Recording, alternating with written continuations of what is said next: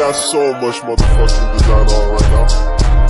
Bring it down, bring it down, make it clap. I got 3 old guys, I'm the guap.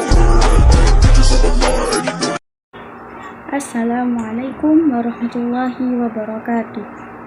Alhamdulillahirabbil alamin. Assalatu wassalamu ala asrafil anbiya'i wal mursalin sayyidina Muhammadin wa ala alihi wa sahbihi ajmain. Amma ba'du. Yang saya takdimi Ketua Yayasan Pondok Pesantren Zainul Hasan Genggong, Kiai Haji Muhammad Hasan Mutawakkil Alallah SHMM.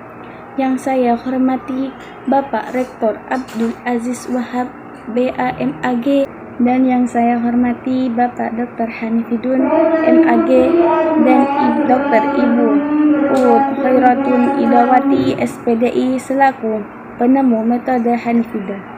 Dan yang terhormat kepada Dekan Fakultas Tadris Umum Ibu Wahyu Lestari MPD, dan yang terhormat kepada Kaprodi Tadris Matematika Ibu Eka Rahayu MPD beserta dosen pengampu, dan yang saya hormati kepada kedua orang tua saya dan kepada teman-teman saya yang saya cintai dan sayangi.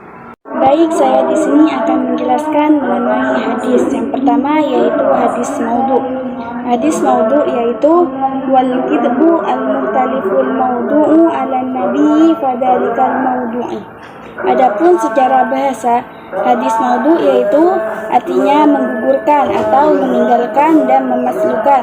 Sedangkan secara istilah, hadis maudhu adalah sesuatu yang dinisbahkan kepada Rasulullah SAW dengan cara mengada-ngada atau dusta.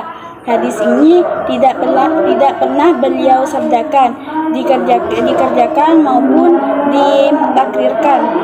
Hadis maudhu adalah suatu yang disenterkan kepada Rasulullah SAW secara mengada-ngada dan dusta tentang apa yang dilakukan, diperbuat dan tidak dipersetujui oleh beliau. Yang kedua yaitu faktor-faktor penyebab hadis maudhu.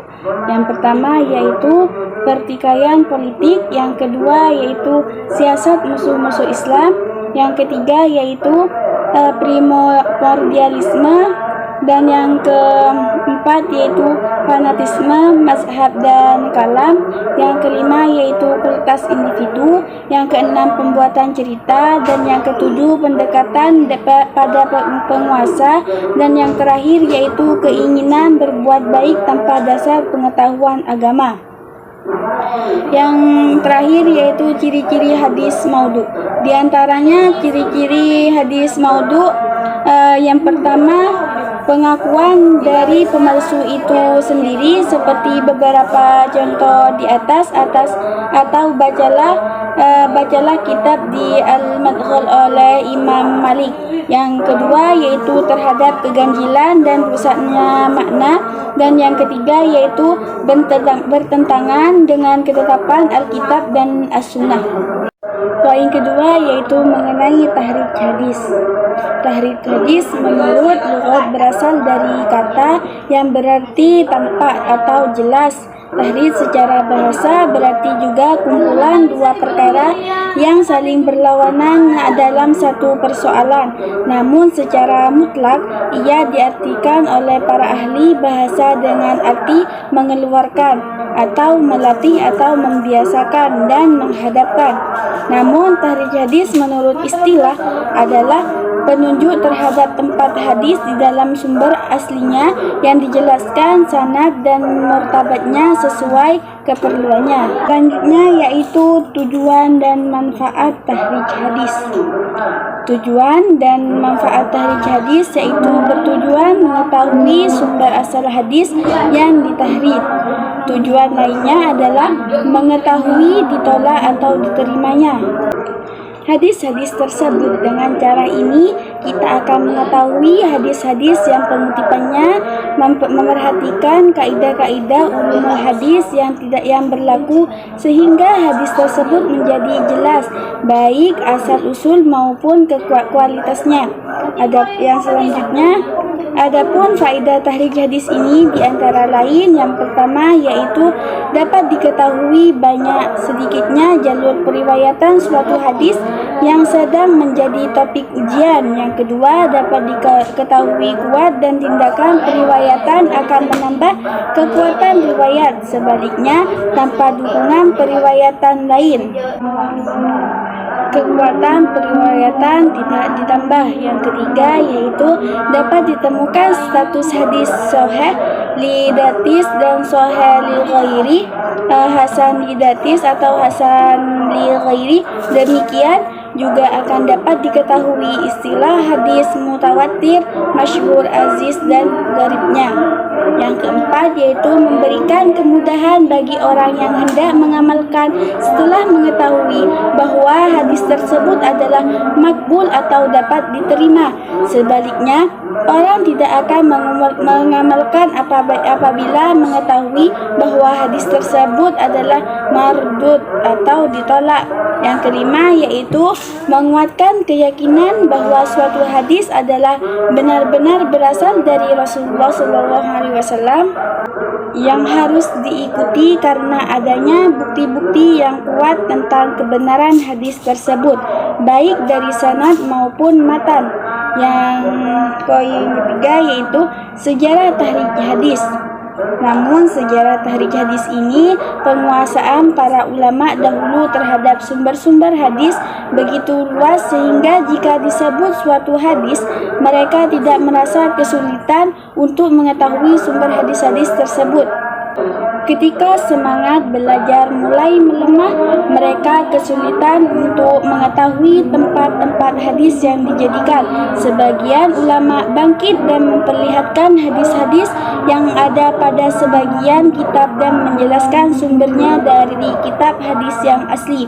Namun menjelaskan metodenya dan menerangkan kualitasnya, apakah hadis tersebut sahih atau dhaif. Lalu muncullah apa yang dinamakan dengan kutub al-tahrij atau buku-buku tahrij. Selanjutnya yaitu metode tahrij hadis. Yang pertama yaitu metode tahrij hadis menurut lafaz pertama, yaitu menurut lafaz pertama yaitu suatu metode yang berdasarkan pada lafaz pertama matan hadis sesuai dengan urutan huruf-huruf hijaiyah dan alfabetis, sehingga metode ini mempermudah atau pencarian hadis yang dimaksud. Yang kedua yaitu metode tahrij menurut lafaz-lafaz yang terdapat dalam hadis, yaitu metode tahrij hadis menurut lafaz yang terdapat dalam hadis, yaitu suatu metode yang berlandaskan pada kata-kata yang terdapat dalam matan hadis, baik berupa kata benda ataupun kata kerja. Dalam metode ini tidak digunakan huruf-huruf, tetapi yang dicantumkan adalah bagian hadisnya, sehingga pencarian hadis-hadis yang dimaksud dapat diperoleh lebih cepat. Yang ketiga yaitu mencari hadis berdasarkan tema, yaitu upaya mencari hadis terkadang tidak didasarkan pada lafaz matan atau materi hadis, tetapi berdasarkan pada topik masalah. Pencarian matan hadis berdasarkan topik masalah sangat menolong pengkaji hadis yang ingin memahami petunjuk-petunjuk hadis dalam segala konteksnya. Dan matan hadis berdasarkan topik masalah tertentu dapat ditempuh dengan cara membaca berbagai kitab, biasanya tidak menunjukkan teks hadis menurut para periwayatnya masing-masing. Padahal untuk memahami topik tertentu tentang petunjuk hadis diperlukan pengkajian terhadap teks-teks hadis menurut periwayatnya masing-masing. Dengan bantuan kamus hadis tertentu, pengkajian teks dan konteks hadis menurut riwayat dan berbagai periwayat akan mudah dilakukan. Salah satunya kamus hadis itu adalah kitab Miftahu al-Kunuz As-Sunnah atau untuk 14 kitab hadis dan kitab tahrij Nabi. Hadis dhaif yang artinya wa kullu ma andahu al-husni wa sarun fa huwa dhaifun wa suwaksamun makatur.